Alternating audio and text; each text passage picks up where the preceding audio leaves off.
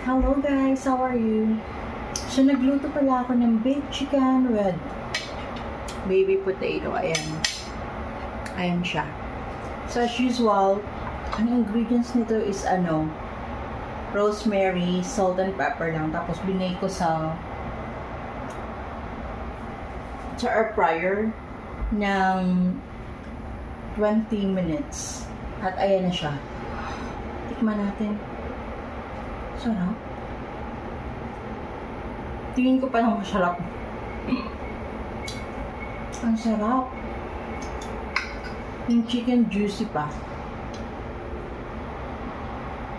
Chicken breast yung ginamit ko dito. Pwede naman chicken thigh.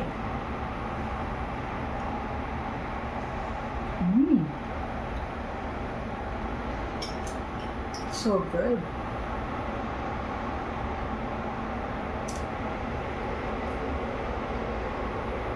Ang sarap niya.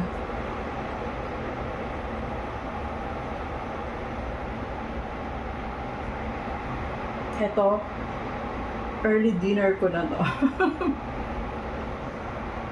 So far, 1 man na tayo, walang rice, pero hindi pa rin ako kumakain. Tuloy-tuloy lang.